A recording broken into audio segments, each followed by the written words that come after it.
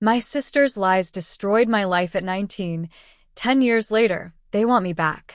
My mother stood outside my office building holding a photo of the grandchildren she'd never meet, and when she asked why I wouldn't give her a chance to explain, I said the same thing my father said to me 10 years ago. You're dead to me. I'm 29 years old, and I just told my mother, the woman who gave birth to me, raised me, supposedly loved me, that she would never meet my wife, never know my children, never be part of any moment of happiness in my life, because 10 years ago she chose to believe my sister's lies instead of my truth, and that choice killed any possibility of a relationship the moment she made it. Let me take you back to where this started, because the betrayal is so complete, so devastating, that you need to understand what was taken from me to understand why I'll never give it back. I'm the oldest of two kids. My sister Lily is 3 years younger than me. Growing up, we were typical siblings, fought sometimes, got along mostly, nothing remarkable. I was the quiet one, the bookish one, the kid who liked science and computers. Lily was dramatic, artistic, always the center of attention. My parents were good parents. Loving, supportive, present. My dad was a high school principal. My mom was a nurse. We were solidly middle class, stable, normal. I was a good kid. Never in trouble. Good grades. Got into a decent state university with a partial scholarship. Planned to study computer science. Everything was on track for a normal, decent life. Until the summer before my sophomore year of college. When I was 19 years old. That's when everything ended. It was July. I was home for the summer, working at a tech store to save money for school. Lily had just finished her junior year of high school. She'd been dating this guy, Tyler, for about 6 months. He was 21, worked construction, seemed fine. A little old for her, but she was 16 and my parents had met him and approved. I barely interacted with Tyler. Saw him at the house occasionally when he picked Lily up. We'd nod at each other. That was it. One night in late July, I was home alone. My parents were out at dinner for their anniversary. Lily was supposed to be sleeping over at her friend Kayla's house. Around 11 p.m., I heard someone at the front door. Keys fumbling. Then Lily came in, mascara running, clothes disheveled, crying hysterically. What happened? I jumped up from the couch. She collapsed. I'm talking full breakdown. Sobbing so hard she couldn't breathe. Lily, what happened? Are you hurt? She wouldn't answer. Just kept crying. I was panicking. Called my parents. They rushed home. By the time they arrived, Lily had calmed down enough to talk. And she told them that Tyler had assaulted her. At Kayla's house. In Kayla's basement while Kayla was upstairs. My parents immediately wanted to call the police. Take her to the hospital. Get a rape kit done. Lily refused. Said she didn't want to go through that trauma. Didn't want police involved. Just wanted Tyler gone from her life. My parents were devastated, but respected her wishes. They called Tyler's parents. Told them what happened. Said Tyler was never to contact Lily again, or they'd press charges. Tyler denied everything. Said he hadn't even seen Lily that night. His parents believed him. My parents believed Lily. And that should have been the end of it. Except 3 days later, Lily told them something else. She told them it wasn't Tyler. It was me. I was at work when my dad called. Come home. Right now. His voice was cold. Hard. I'd never heard him sound like that. I drove home confused and worried. Walked in the door. My dad was standing in the living room. My mom was on the couch, crying. Lily was upstairs. Sit down, my dad said. What's going on? Sit down. I sat. Lily told us the truth, he said. It wasn't Tyler. Okay, well, that's good, right? If she made a mistake. It was you. The room tilted. What? Lily said you assaulted her. That night. That she lied about Tyler because she was scared of what you'd do if she told the truth. That's insane. That didn't happen. None of that happened. She's upstairs right now, terrified of you. She said you've been inappropriate with her for months, touching her, making comments. And that night, when we were gone, you... No, I was on my feet. No, no, no. That is not true. None of that is true. I have never touched her. Never said anything inappropriate. This is completely insane. She has details. I don't care what details she has. It's a lie. It didn't happen. My mom was sobbing harder now. Why would she lie about this? My dad asked, his voice like ice. I don't know. I don't know why she'd say this. But it's not true. Get out. What? Get out of my house. Right now. Dad, please, you have to believe me. Believe you? Over my daughter, who's upstairs traumatized? Get out. Now. Before I call the police. I didn't do anything. Get out. I left. Because I didn't know what else to do.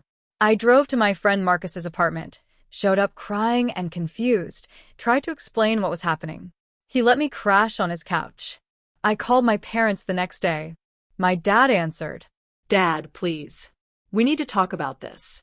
This is a horrible misunderstanding. There's no misunderstanding. Don't call here again. Don't come by.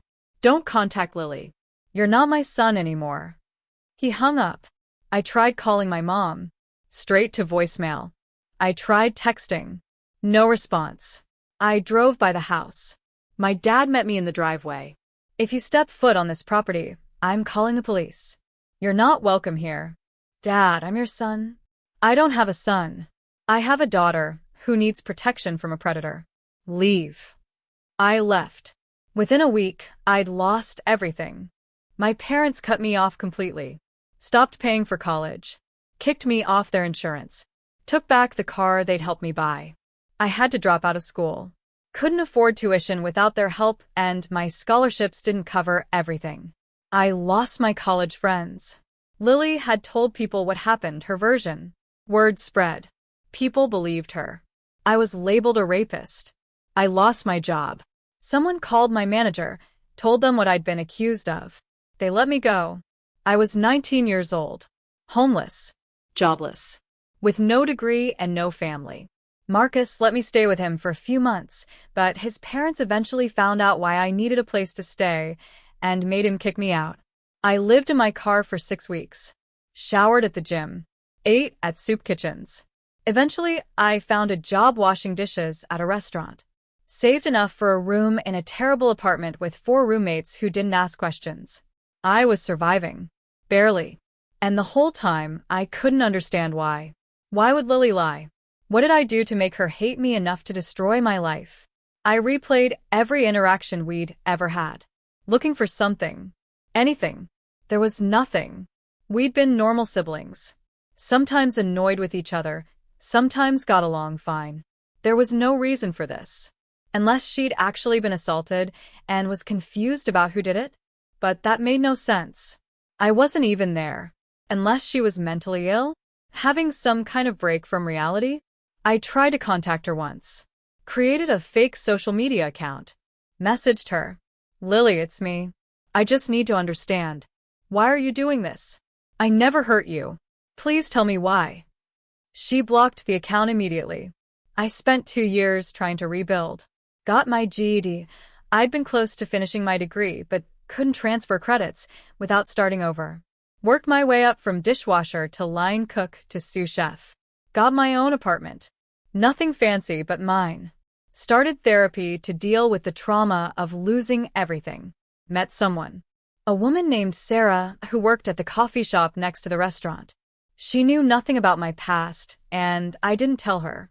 We dated for 3 years. Got engaged. I was 24. I wanted to invite my parents to the wedding.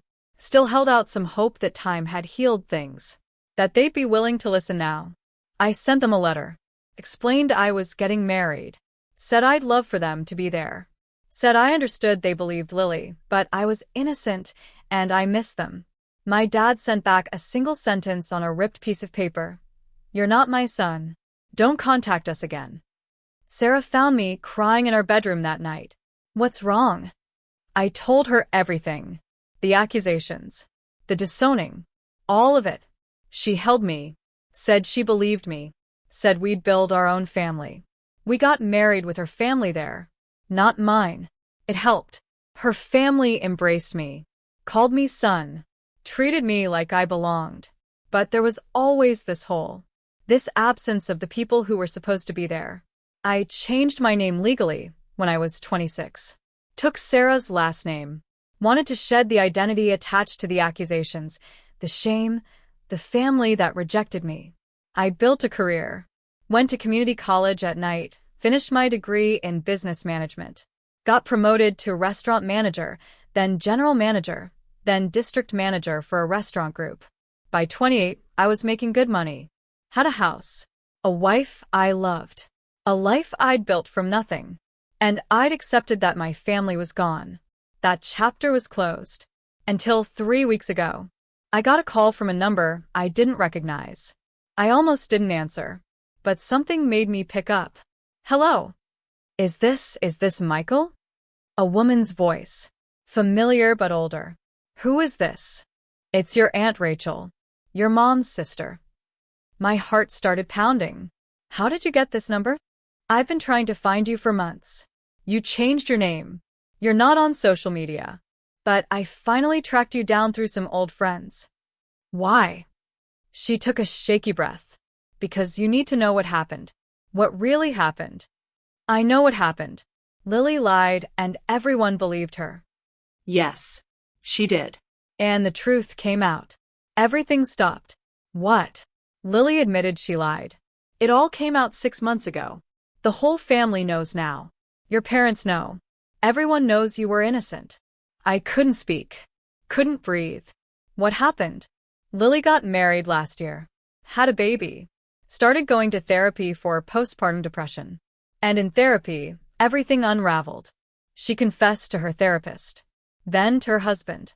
Then to your parents. Why? My voice was barely a whisper. Why did she lie? Because she was 16 and stupid and scared. Tyler did assault her that night. She told the truth about that. But when your parents wanted to involve police, she panicked. Tyler was 21. She was 16. She was afraid he'd go to jail, afraid his family would retaliate, afraid everyone would find out and judge her.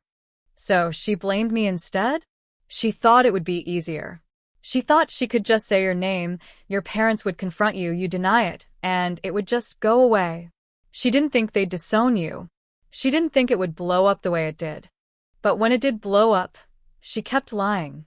For 10 years. While I lost everything. She was in too deep. She didn't know how to take it back. And by the time she realized the damage, she was too scared to admit the truth. I was gripping my phone so hard my hand hurt. Your parents want to see you, Rachel continued. They're devastated. They know they failed you. They want to apologize. They want to try to make it right. There is no making it right, Michael. My name isn't Michael anymore. That person is dead. They killed him. They made a terrible mistake. They didn't believe their son. They chose to believe I was a rapist instead of asking questions. Instead of investigating. Instead of giving me the benefit of the doubt. They believed their daughter, who said she was assaulted. And when I told them it wasn't me, they should have looked deeper. Should have questioned why Lily changed her story. Should have wondered if maybe, their son was telling the truth. They were trying to protect Lily. They threw me away. They called me a predator. They told me I was dead to them. My father looked me in the eye and said I wasn't his son anymore. Rachel was crying now. They're sorry. They're so sorry. Good. They should be sorry.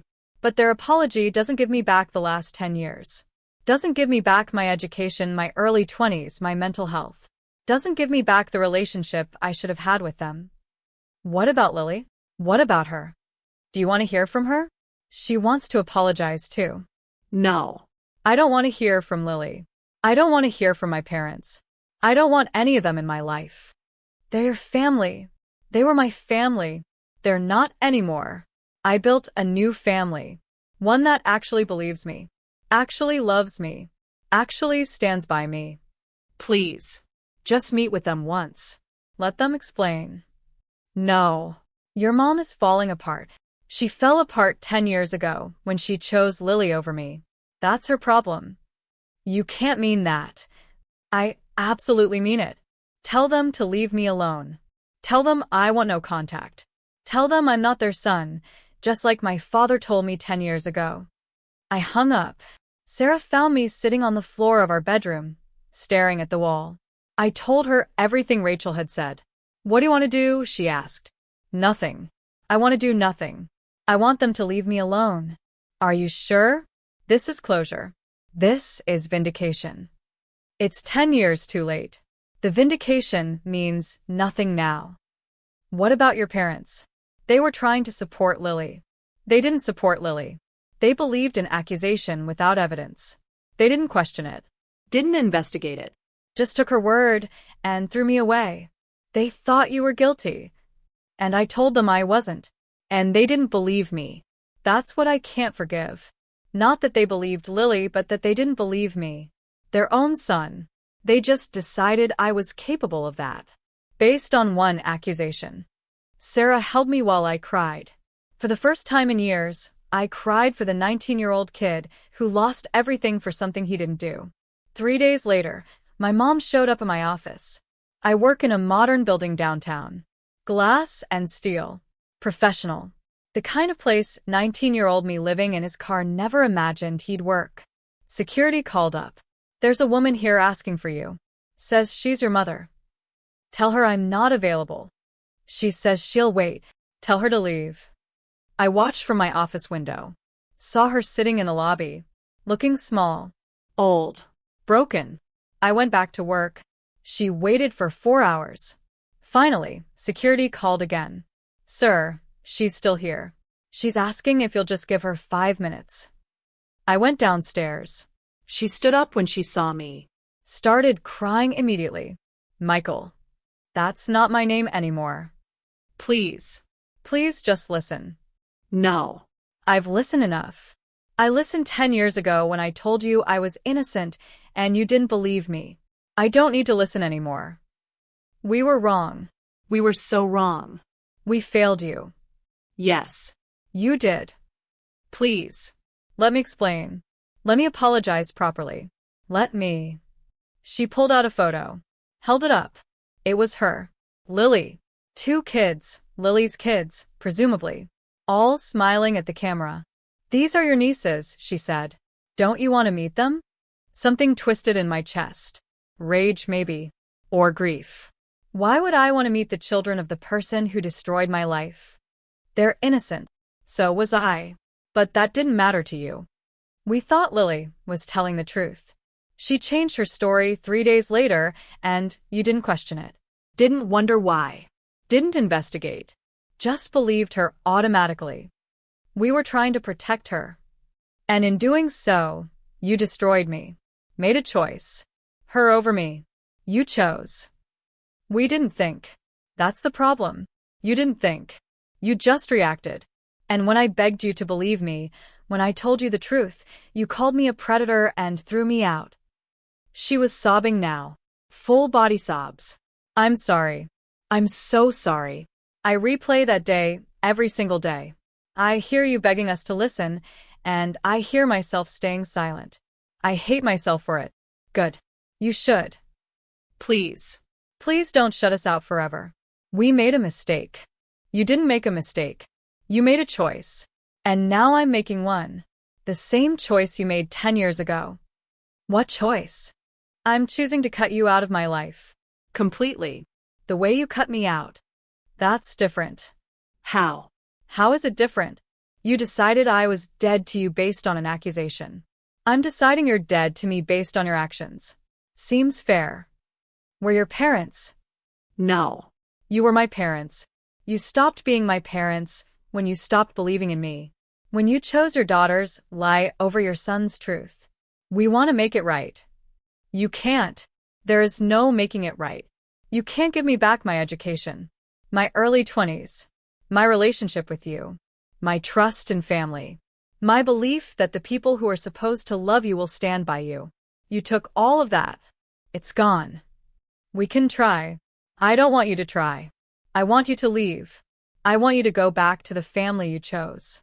Lily and her kids and her perfect life that she built on the ruins of mine.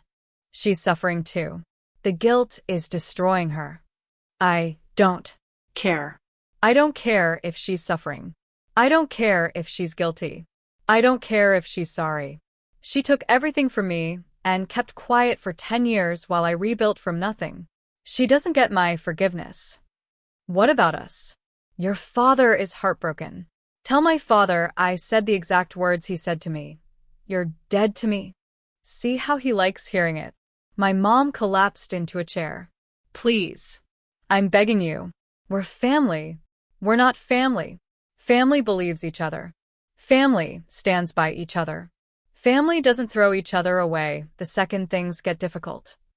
We made a mistake. Stop calling it a mistake. Mistakes are accidents.